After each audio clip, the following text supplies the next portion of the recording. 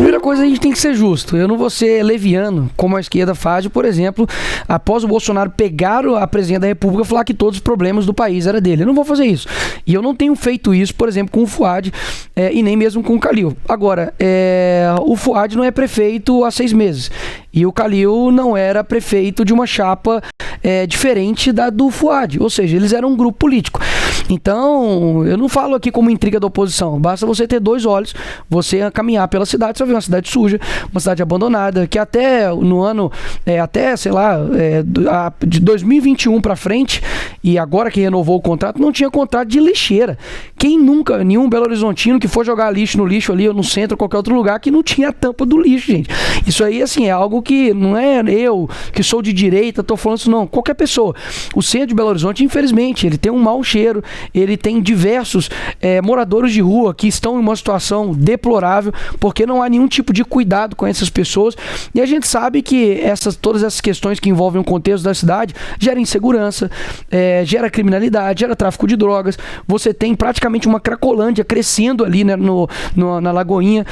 O transporte público de fato está um caos, e eu falo isso não é de agora. Eu era vereador ali em 2021, eu já falava, olha, na época da pandemia, por exemplo, né, e faço questão de lembrar isso, porque foram mais de 10 mil comércios fechados, né, diversos empregos destruídos aqui, uma situação extremamente delicada que a gente passou no mundo inteiro, ninguém sabia mais ou menos como lidar, mas a maneira que ele foi lidado aqui em Belo Horizonte foi abre, fecha, sem nenhum tipo de critério.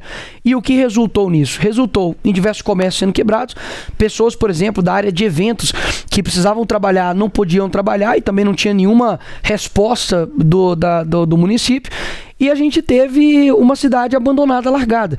E a propaganda do Fouad, eu queria morar na propaganda do Fouad. Parece que ele é prefeito da Suíça. Porque não, as coisas não estão do jeito que estão, mas eu estou trabalhando. Opa, não está trabalhando da forma legal. Porque quando você fala sobre experiência, sobre gestão, que é o que nos demandam de nós, né? Que somos políticos mais jovens, se fosse conosco, que, por exemplo, não tivesse contrato de lixeira, ou se a gente pegasse um contrato de transporte público e falava, opa, foi apontado aí diversas irregularidades, mas mantém um acordo, eles iriam nos chamar de inexperientes, de pessoas incapacitadas. Ou seja, eu preciso dizer, de fato, aquilo que está acontecendo em BH. BH tem um potencial gigantesco para estar entre uma das melhores capitais do mundo, do Brasil, né? E eu vejo que não ocupa esse espaço. Por quê? Porque foi deixado à míngua. A prefeitura ali completamente loteado por conta de interesses, e o Fouad agora de fato quer esconder os seus apoiadores, que é Aécio Neves, Pacheco, o próprio Lula. Ou seja, na época de 2022 ele apoia o Lula e está em volta ali, digamos assim, da nata pior que existe da política. Agora ele rechaça essas pessoas para poder colocar como se fosse uma pessoa de centro, uma pessoa que está preocupada com BH.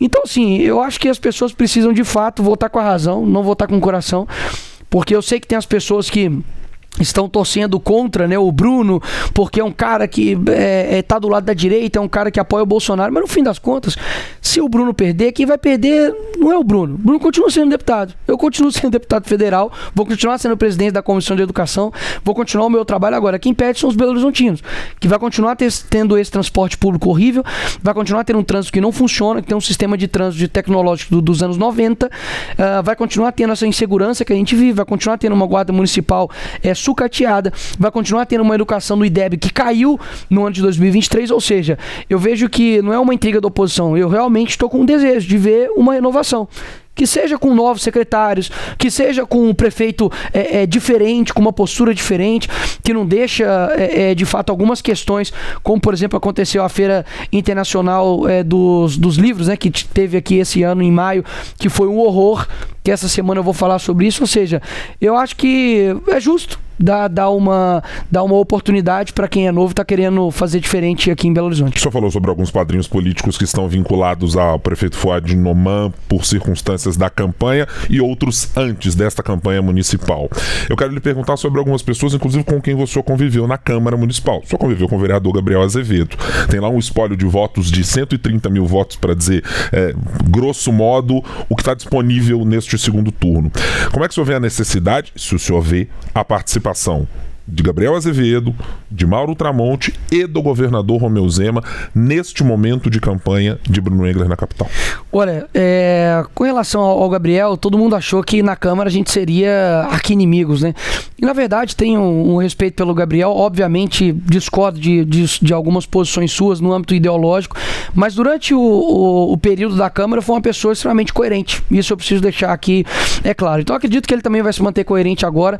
Vejo que a sua luta com relação, por exemplo, à máfia dos transportes, é inegável que ele tenha feito isso, e agora ele não pode ficar ao lado de quem, digamos assim, é o coautor de tudo isso, né?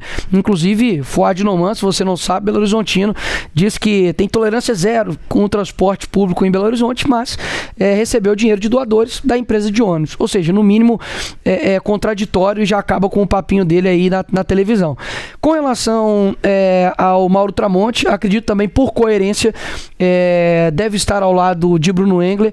É uma pessoa que ao longo dos anos aí trabalhou com o Bruno, sabe que ele é uma pessoa que tem posição, que tem defesas com relação a pautas práticas, e acredito que pela similaridade de ideias também acredito que deva caminhar com o Bruno. E por fim, o Zema inclusive já prestou apoio ao Bruno Engler e não vejo que ele vai ter nenhum atrito nesse sentido. Agora, os apoios ao Fouad, eu esqueci de falar aqui, estão tanto quanto incoerentes e curiosos, né? O Rogério Correia, que foi o candidato do PT aqui nessas eleições municipais a prefeito, teve uma participação epífia, assim como é ali também no Congresso Nacional. Talvez você não conheça ele, mas não está perdendo nada, mas ele simplesmente atacou o Fouad, falando que ele brinca com suspensório, que brinca com várias coisas, mas com educação não dá para brincar, e agora está apoiando o Fouad. Duda Salabert, que disse que não iria abandonar o seu cargo quando foi eleita vereadora e que ia plantar 30 e tantas mil árvores, eu nunca vi essas árvores aqui em BH, largou o mandato para poder se tornar deputada federal. E agora disse, em debate, pode todo mundo pesquisar aí, Duda Salabert disse: se eu for prefeita, você tem grandes chances, Fouad Noman, de ser preso. Você sabe que você vai pra cadeia. E agora declarou apoio a Fouad Noman. O Calil, que era o prefeito e o Fouad vice dele, o Calil tá atacando o Fouad, ou seja, o erro tá comigo? De estar falando contra o Fouad? Eu acho que não. Eu acho que de fato fizeram uma união de incoerências, um Frankenstein da política para poder combater o Bruno, que de fato representa uma renovação e que tem a chance de fazer um governo técnico e não loteado como está a Prefeitura de BH hoje em dia.